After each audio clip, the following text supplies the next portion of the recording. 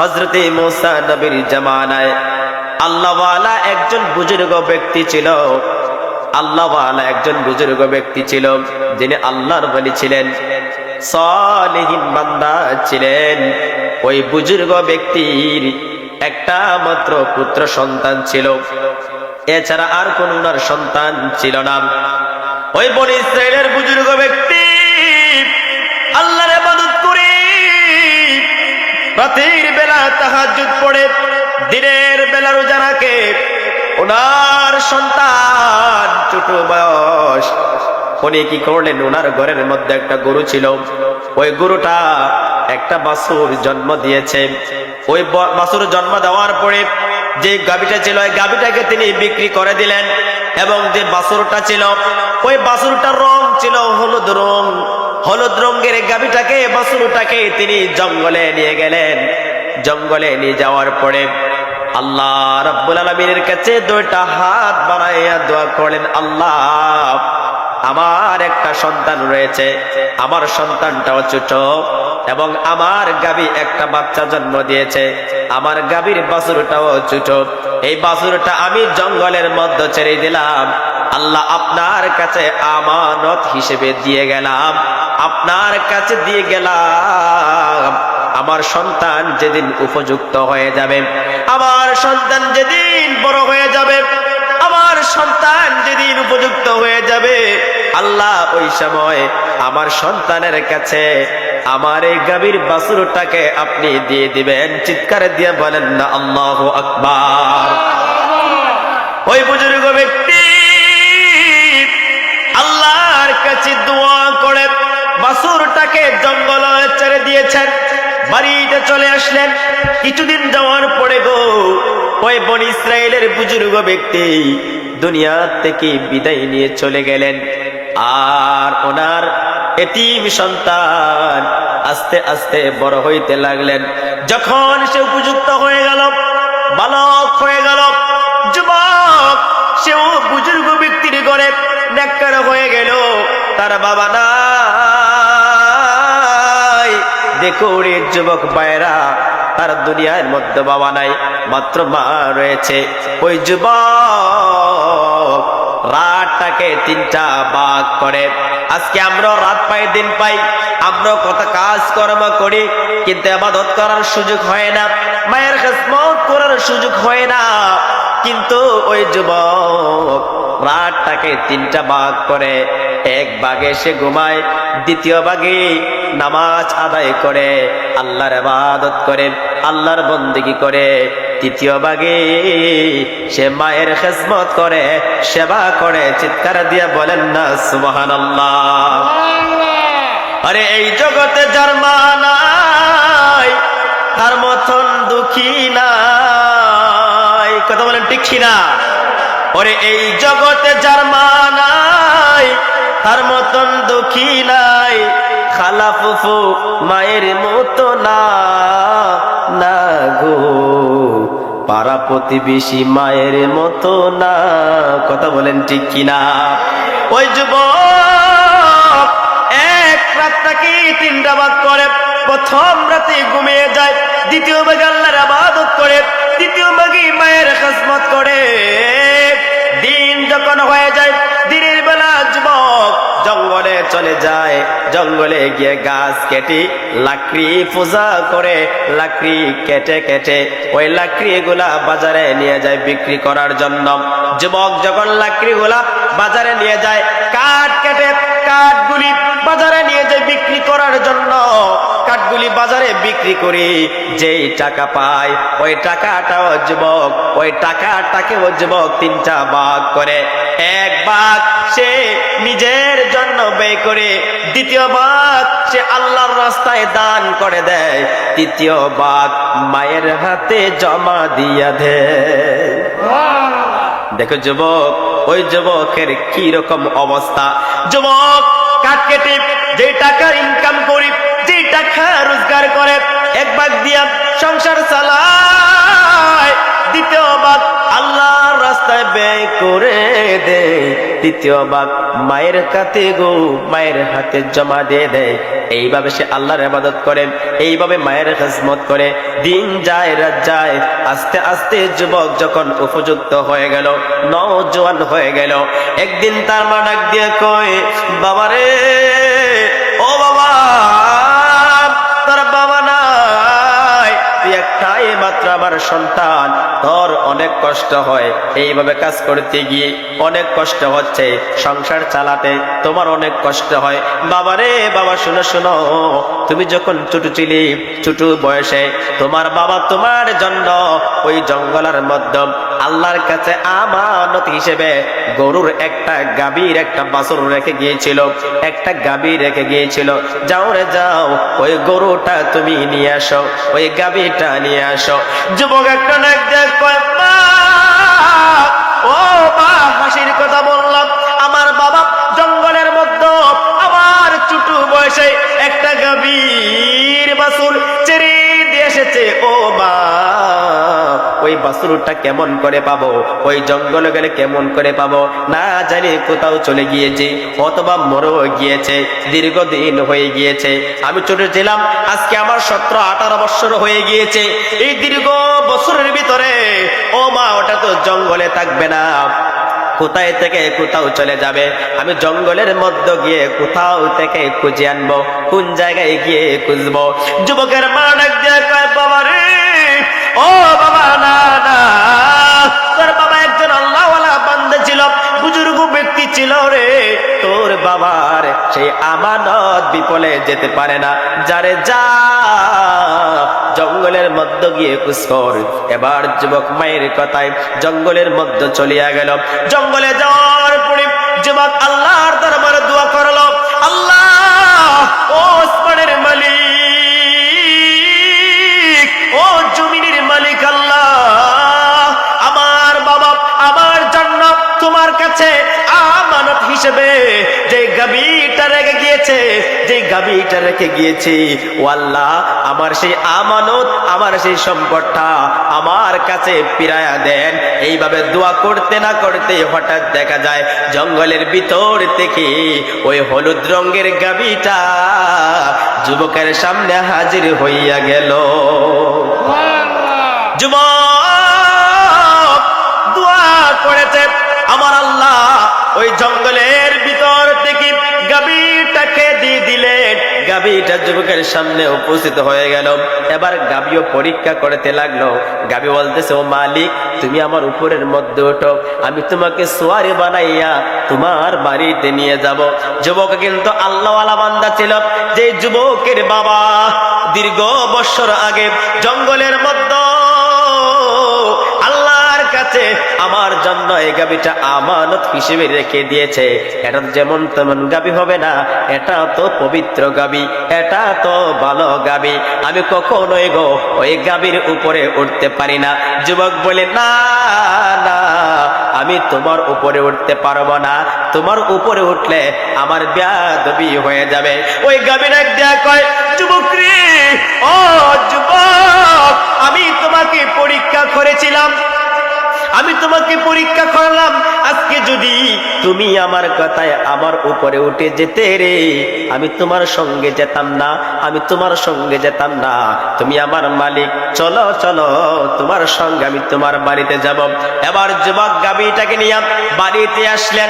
বাড়িতে আসার পরে মা ডাক দেয়, কয়, বাবা আমাদের অভাব অনটন, তুমিও কষ্ট করে চলাফেরা করো, এই বাছুরটা নিয়া, এই গাভীটা নিয়া, এই গরুটা নিয়া বাজারে যাও, বাজারে বিক্রি করো, 3 দিরহাম দিয়ে বিক্রি করবা। কত টাকা দিয়া বলেন? 3 দিরহাম। কত দিয়া? ধরেন 3 টাকা দিয়া। কত টাকা দিয়া? 3 টাকার বিনিময়ে গাভীটাকে বিক্রি করে দিবাম। ও বাবা শোনো, তবে একটা কথা আমি তোমাকে জানাই দে, বাবারে, কেউ যদি তোমাকে 3 দিরহামের চাইতে বেশি বলে, তাহলে আমি মায়ের অনুমতি ছাড়া বিক্রি করবা দেখেন যুবক কেমন মায়ের ভক্ত ছিল, মায়ের খেদমত করত, মার কথা কেমন করে মানত। এবার যুবক ওই গাভীটাকে বাজারে নিয়ে গেলেন বিক্রি করার জন্য। বাজারে যখন তুললেন, একজন বুজুর্গ ব্যক্তি, দেখতে পেলে আবার সুন্দর পাগড়ি পরানো ব্যক্তি ওই লোকের সামনে হাজির হয়ে গেল। যুবকের সামনে এসে ডাক দিয়া কই, রে যুবক, তোমার গাভীর দামটা কত? আমার গাভীর দাম হচ্ছে 3 টাকা। ওই লোক বলতেছে, রে যুবক, তোমার গাভীটা দেখতে সুন্দর, 3 টাকা নয়, 3 টাকা নয়, আমি তোমাকে 4 টাকা দিয়ে দিব।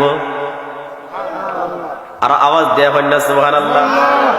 ওই লোক বলতেছে, যুবক রে, না না, আমি তোমাকে 6 টাকা দিয়ে দিব, 4 টাকা নয়, 6 টাকা দিয়ে দিব। যুবক বলে, ওগো হুজুর, তোমার লেবাস বড় সুন্দর, আমার মা বলেছে 3 টাকা, কিন্তু মা বলেছে এর চাইতো কেউ যদি বেশি বলে মায়ের অনুমতি নিতে হবে, আমি মায়ের সঙ্গে কথা বলতে হবে, মায়ের সঙ্গে কথা বলে তারপরে আমি তোমার কাছে গাভীটা বিক্রি করে দিব। ওই লোকটা দেখে, না না যুবক রে, যুবক, তোমার মায়ের সঙ্গে কথা বলা যাবে না, আমি তোমাকে 6 টাকা বলেছি, এই 6 টাকার বিনিময়ে আমার কাছে বিক্রি করে দাও। যুবক বলে, না না, 6 টাকা কেন, তুমি 9 টাকা বললেও আমি সেই গাভীটা আমার মায়ের অনুমতি ছাড়া বিক্রি করব না। এবার যুবক বাড়ির মধ্যে চলে গেল। বাড়িতে যাই অনেক কয়, মা গো, ও মা, গাভীটা যখন বিক্রি করতে নিয়ে গেলাম, একজন ক্রেতা এই গাভীটার দাম 6 টাকা বলেছে, এখন কি বলবো? মা বলে, বাবা যাও যাও, 6 টাকার বিনিময়ে বিক্রি করে দিও, তার চাইতে যদি বেশি বলি আমি মায়ের কাছ থেকে অনুমতি নিও। এবার যুবক দ্বিতীয় দিন আবার বাজারে চলে গেল। ওই লোক আবার আসলো, বলতেছি, যুবক, তোমার গাভীর দাম কত? 6 টাকা। ওই লোক বলতেছে, না না, তোমার গাভীর দাম 6 টাকা হতে পারে না, আমি তোমাকে তোমার গাভীর দাম 9 টাকা দিয়ে দিব। মাকে জিজ্ঞাসা করতে হবে, কাকে বলতে হবে? মাকে জিজ্ঞাসা করতে হবে, মাকে বলতে হবে, মায়ের অনুমতি ছাড়া আমি আপনার কাছে বেচতে পারবো না। ওই যুবক আবার বাড়ির মধ্যে চলে গেলেন। মা তখন বুঝতে পারলেন সে দুনিয়ার কোন মানুষ নয়, দুনিয়ার কোন মানুষ নয়, নিশ্চয়ই সে আল্লাহর পাঠানো কোন লোক, আল্লাহর পাঠানো কোন দূত। এবার মা ডাক দিয়ে কই, বাবা রে, যে লোকটা 3 টাকা থেকে 6 টাকা বলেছে, 6 টাকা থেকে 9 টাকা বলেছে, আমাদের গাভীর দাম মনে হয় অনেক রে। ওই লোককে জিজ্ঞাসা করবা, কত টাকা হইলে রে আমাদের এই গাভীটা আমরা বিক্রি করতে পারি? এবার ওই যুবক বাজারে গেল। বাজারে গিয়ে গো ওই লোককে পেয়ে গেল, জিজ্ঞাসা করলো, আমার মা বলেছে আমরা এই গাভীটা কত টাকার মূল্য হলে বিক্রি করতে পারি? এবার ওই লোক বলতেছে, রে যুবক, আমি আল্লাহর পাঠানো একজন ফেরেশতা, এমনিতে বিক্রি করা যাবে না, কারো কাছে বিক্রি করিও না। এই গাভীটা মুসা নবীর এক উম্মত, এক সম্প্রদায় তোমার কাছ থেকে কিনে নিয়ে যাবে, তোমার কাছ থেকে নিতে আসবে, তাদের কাছে বিক্রি করবা। তোমার গরুটাকে, তোমার গাভীটাকে জবাই করে চামড়াগুলি সিলিয়াম বস্তা বানাইয়া তাদের কাছে দাবি করবা, আমার এই গরুর চামড়া সিলিয়াম বস্তা বানাইয়া এর ভিতরে হীরা মুদ্রা, স্বর্ণ মুদ্রা, রূপা দিয়া পরিপূর্ণ করে ভর্তি করে দিলে আমি আমার গাভীটা বিক্রি কইরা দিব। একটা গাভী কত টাকা? কোটি কোটি কোটি কোটি টাকার মালিক যুবক হয়ে যাবে। যুবক আনন্দে খুশি হয়ে গেল, বাড়ির মধ্যে চলে গেল। ওই দিক দিয়ে আরেকটা ঘটনা ঘটে গেল। ওই মুসা নবীর উম্মতির মধ্যে, বনী ইসরাইলের মধ্যে একজন ধনাঢ্য ব্যক্তি ছিল, যার নাম ছিল আমেল। ওই আমেল ছিল প্রচুর সম্পত্তির মালিক, তার কোনো সন্তান সন্ততি ছিল না, কেউ ছিল না। তার সম্পত্তি ভোগ করার জন্য তার আপন চাচাতো 2টা ভাই ওই ধনী আমেলকে মেরে ফেলেছে, খুন করে ফেলেছে। খুন করিয়া মারিয়া অন্য বাড়ির পাশে ফালাইয়া দিছে। এইরকম আমরা দেশে গড়িনি, মায়েরা ফালাই দেয় আরেক বাড়ি, 200 বোনের, আমি মারছি 200 বখার এর। ওই মুসা নবীর জামানায় ওই ধনী ব্যক্তিকে তারা ফেলেছে, হত্যা করে ফেলেছে এবং হত্যা করার পরে তাকে অন্য আরেক বাড়িতে রেখে দিয়েছে। সারা দেশের রুল পড়ে গেল, অমুকে মেরে ফেলেছে, অমুক বাড়ির মানুষে মেরে ফেলেছে। ওই বাড়ির মানুষ বলে আমরা মারি, কিতা হয় এখন একটা ফাঁসাদ সৃষ্টি হয়ে গেছে, ঝগড়া লেগে গেছে, এমন বেশ লাগছে কি এখন আমি মারছি না, অন্যকেও মারছে, এরা হয় তুই মারছ। ওই কুনি যারা মারছে এরা হয় তোমরাই মারছ। এখন দুইটা দল হয়ে গেছে, এখন তো কেউই কারো কথা মানে না। ওই সময় একদল আর একদলকে বলতেছে এর সমাধান একমাত্র আমরা, যখন কেউ এর সমাধান দিতে পারি না, এর কোনো ফায়সালা দিতে পারি না, এই জামানার নবী হযরতে মূসা আলাইহিস সালামের কাছে চলো। মূসা নবীর কাছে গেলে এর সমাধান পাওয়া যাবে। সকলে একটু দুরূদ শরীফ পড়েন, আল্লাহুম্মা সাল্লি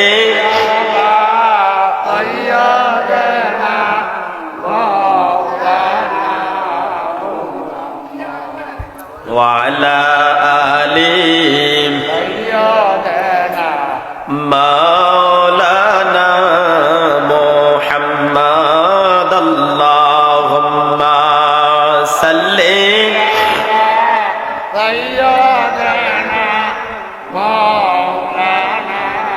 মুহাম্মদ ওয়া আলা আলি সাইয়্যিদিনা।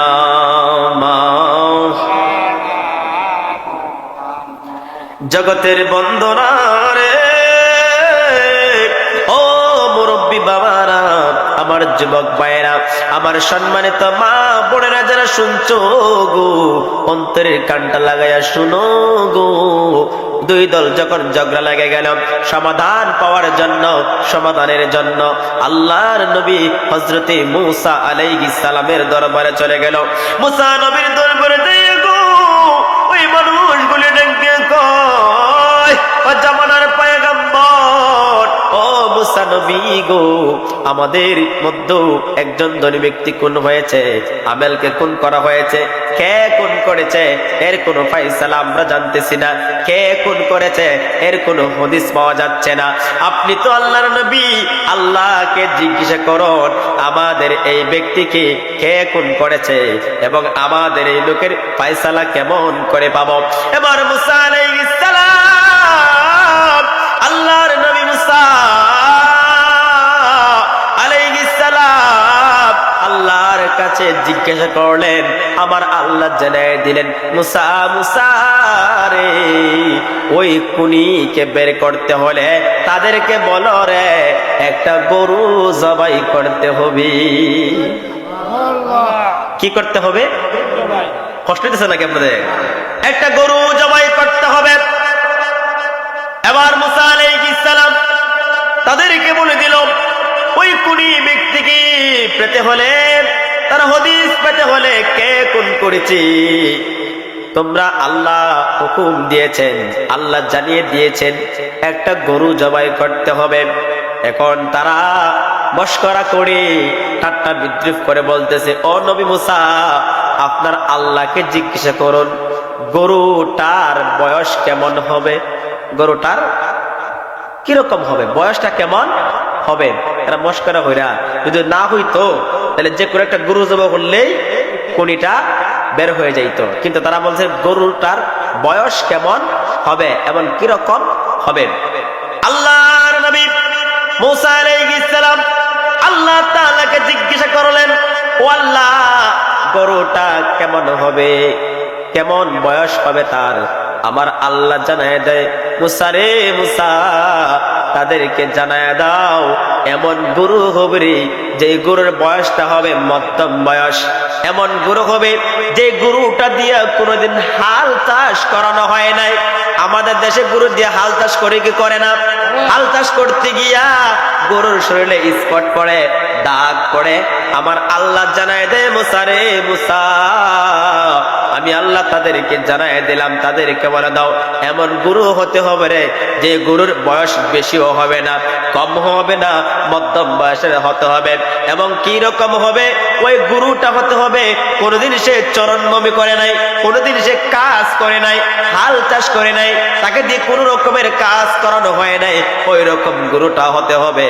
এবার মুসা নবী তাদেরকে জানিয়ে দিল, আল্লাহ জানিয়ে দিয়েছেন মধ্যম বয়সের হতে হবে, বেশি বয়সের হলেও হবে না, কম বয়সের হলেও হবে না, মধ্যম বয়সের হতে হবে। এমন হতে হবে যে গরুটা কোনোদিন হাল চাষ করে নাই, কোনো কাজ করে নাই, কোনো কিছু বহন করে নাই, ওই রকম গরু হতে হবে। এবার মুসা নবীর উম্মত ডাক দিয়া কয়, ও নবী মুসা, আল্লাহকে বলো ক্লিয়ার করে বলার জন্য, আল্লাহকে বলো ভালো করে বলার জন্য, গরুর রংটা কেমন হবে গো, গরুর রংটা কেমন হবে? আল্লাহর নবী মুসা আল্লাহকে জিজ্ঞাসা করে, আমার আল্লাহ জানায় দে মুসা, মুসা রে তাদেরকে জানায় দাও গরুর রংটা হবে একেবারে গাঢ় হলুদ রঙের। চিল্লায়া বলেন সুবহানাল্লাহ। পাতলাও না, পাতলা হলে হবে না, একেবারে গাঢ়, দেখতে চকমক চকমক করে, দেখলেই সুন্দর মনে হয়, ওই রকম গরু জবাই করে রে।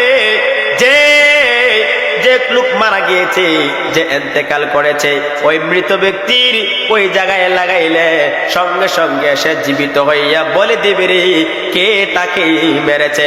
এবার মুসা নবী তাদেরকে জানিয়ে দিল, ওই রকম গরু হতে হবে, দেখতে একেবারে হলুদ রঙের হতে হবে, তার শরীরে কোন রকমের স্পট থাকা যাবে না, ওই রকম একটা গরু এনে জবাই করে তার লেজ অথবা জিহ্বা দ্বারা ওই কত জায়গায় কোন ব্যক্তি যে মরেছে তার কত জায়গায় লাগাইলেই সঙ্গে সঙ্গে সে জীবিত হয়ে যাবে, জীবিত হয়ে সে বলে দিবে কে তাকে মেরেছে। এবার মুসা নবী তাদেরকে জানায় দিল, আর তারা ওই গরুটা খুঁজতে আরম্ভ করে দিল। মুসা নবীর উম্মতেরা এক দেশ থেকে আরেক দেশে যায়, কিন্তু কত গরু দেখে রে। মুসা নবী যে গরুর কথা বলেছেন, যে গাভীর কথা বলেছেন, ওই রকম গাভী তারা কোন এলাকায় খুঁজে পায়? আছে কোথায়?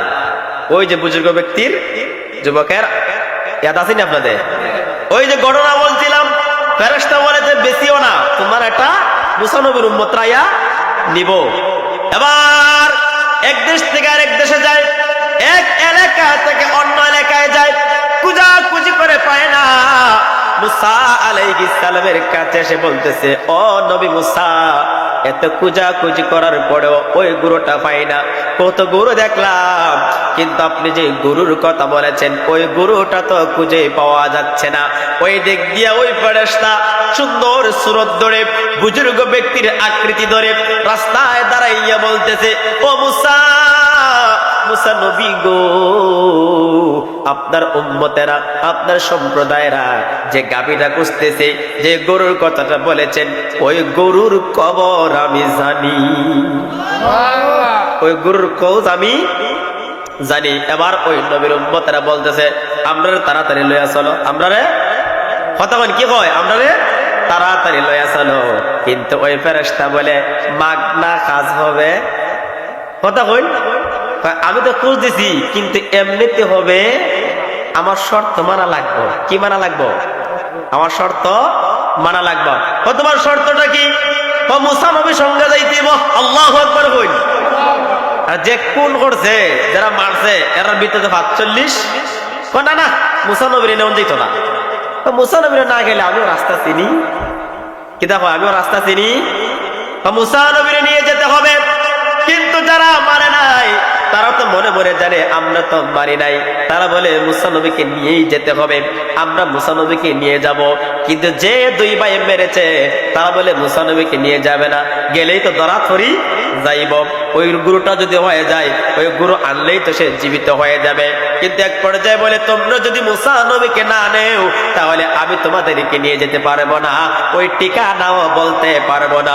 শেষ পর্যন্ত আল্লাহর নবী মুসা আলাইহিস সালামকে নিয়ে তারা রওনা দিয়ে দিলেন, ওই বাড়ির মধ্যে চলে গেলেন।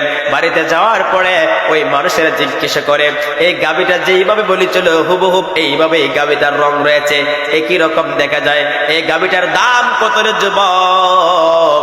এবার যুবক বলতেছে, আমার গাভীর দাম পড়ে আগে জবাই করিয়া, আমার গাভীর চামড়া গুলো চিলিয়া বস্তা বানাইয়া যদি তোমরা আমার ওই গরুর চামড়ার বস্তাটা স্বর্ণ হীরা মুদ্রা দিয়ে ভরে দিতে পারো, তাহলে আমার গাভীটা বিক্রি করে দিব। ওই দুই করি কয় আমরা রাজি, তাই সম্ভব নাকি এটা? এটা কি সম্ভব? এরা দেখেন সম্পত্তির লোভে, টেকার লোভে আপন বাইরে আপন তো বাইরে মাইরা পালাইছে। আমরা সমাজে তো এরকম ঘটনা ঘটে কি ঘটে না? সম্পত্তির লাগিয়া খালি মারামারি আছে না নাই? পাউটা খাইবার লাগিয়া দেখবেন অমুক বালা না অমুক বালা আছে না নাই? এখন হ্যাঁ আমরা তো ফান্ড ফজুর টাকা ইটা খাইবার লিখে দেখবেন খালি কদিন ফিরে মাইল লাগাই না। কথা ঠিক না বেটি? আমার তো কিন্তু বালা হয় না, আমার এমনি বালা হয় না, আমার এমনিতেই কিছু উচিত কথা হয়ে লাই এর লাগে আমার বালা ভাই না। মাইল লাগাই দেবে না, মাইল লাগাইলে তুই পহট গরম। কথা ঠিক না বেটি? এজন্য হাজিরিন গভীর মনোযোগ দিয়ে শুনেন, যতই খাও বেশি হয়ে রাখাও, কিন্তু একদিনের জবাব আল্লাহর কাছে দিতে হবে। হবে কি হবে না? আল্লাহর কাছে জবাব দিতে হবে। এবার মুসা আলাইহিস সালামের উম্মতের রাজি হয়ে গেল, গরুটা জবাই করা হলো ওই আমেলের কাটা জায়গায় যেখানে তাকে মারা হয়েছে ওই জায়গায় যখন লাগানো হলো, লাগানোর সঙ্গে সঙ্গে ওই যুবক ওই আমেল জীবিত হয়ে গেল। জীবিত হয়ে বলতেছে, ও নবী মুসা, আমাকে তারা মারে নাই, আমার আপন চাচাতো দুই ভাই আমাকে সম্পত্তির লোভে খুন করেছে, সম্পত্তির লোভে খুন করেছে। এই কথা বলে দুনিয়া থেকে বিদায় নিয়ে চলে গেল। এবার দেশের মানুষ আইন জারি করে দিল, যেই দুই ভাই ওই আমেলকে সম্পত্তির লোভে খুন করেছে তাদেরকেও হত্যা করো, তাদেরকেও মারো। তাদেরকেও মারা হলো। সম্পত্তির লোভে তারা তাদের আপন চাচাতো ভাইকে মেরেছে। পরবর্তীতে সম্পত্তিও পাইল না, কোনো কিছুই পাইল না, এমনিও গেছে এমনিও গেছে, লাশ পর্যন্ত একবারে মইরা। কথা কোন ঠিক না বেটে? একেবারে মরিয়া গেছে, শেষ পর্যন্ত মরিয়া গেল। আর ওই যুবক আল্লাহওয়ালা বুজুর্গ ব্যক্তির ছেলে লক্ষ লক্ষ কোটি কোটি টাকার মালিক বানাইয়া দিল। কে বলেন তো জবান খুলে, ওই যুবককে কোটি কোটি টাকার মালিক কে বানাইয়া দিল? আওয়াজ দিয়া বলেন কে বানাইছে? রিজিকের মালিক কে? রিজিক